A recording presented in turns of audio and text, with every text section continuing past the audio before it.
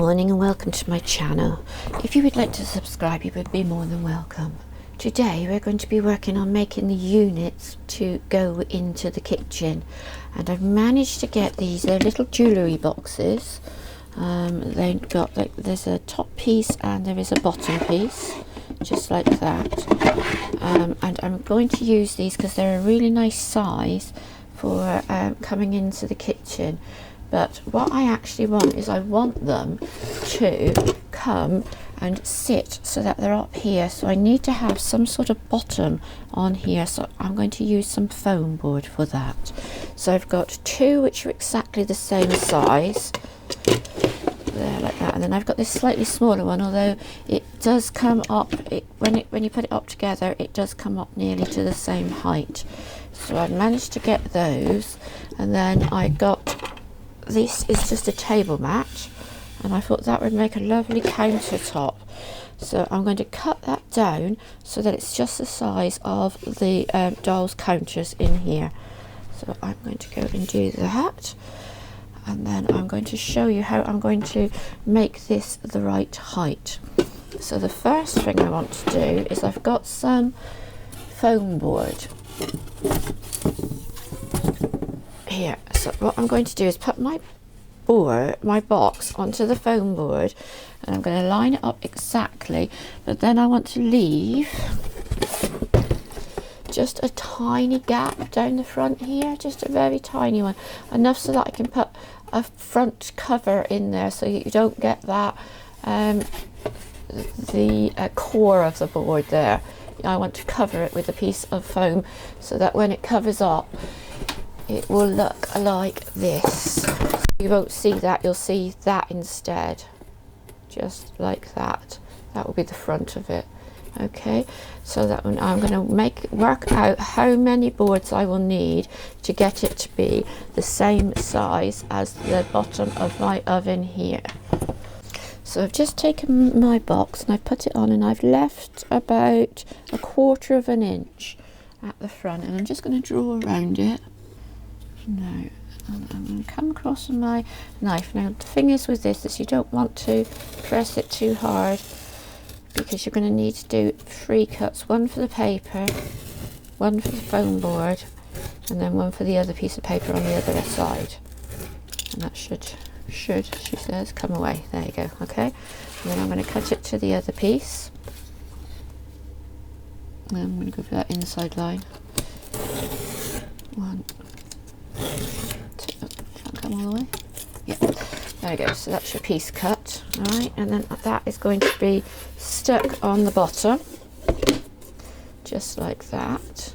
There we go. So you can see I've got that bit at the front, and then we are going to put these, file these up like this. I'll keep cutting them until we've got enough so that it's the same height as coming up to here. Okay. So to get it to the right size, I actually needed quite a few boards. So I've cut them all up, and I've got them all sitting at the right size. And pop my top on and get it lined up correctly. And then I will get my underneath piece and just pop it under there. And that will work like that. So what I'm going to do now is just go away, glue all the sheets together, and glue this front piece on, and then glue it onto the box. So I'm just going to glue it all together now, and I've just got some wood glue, and I'm just going to quickly come around the edges and do all the way around the edges like this. And I'm just going to, you can use hot glue on this, but I find it just tends out to be a little bit difficult to get it to line up because it's going it so quick. And what you want to do is, if you have got a straight edge on it, what you want to do is try and get that straight edge to line up there, and then when you've got that done, whoops, pick it up and just put it together so that you can see that that is together and that is together, and then you should get a nice straight edge along this piece here. Okay, there we go. Right, so then I'll just carry on doing that until I've got them all glued together. Got it all stuck together, it's all looking okay, nicely stuck, and I'm just going to give it a nice press down all over it and make sure it's all sticking.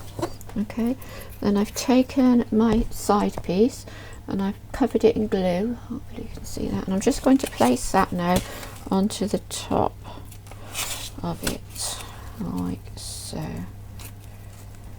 There you go. Get it nice and lined up. Okay, and when I've just done it, I had a thought. I'm just going to make it slightly shorter on this end. So just for that tiny bit of that depth, because I don't want all this showing here. So I'm going to take the ruler and I'm going to try and cut some of this off. I probably should have done it before, but I only noticed it right then. So I'm going to cut some of this off here and then put another piece on the end here. So I'll just go and have a try at doing that. So I've just got some weight on it. Okay, I'm just going to take my box now.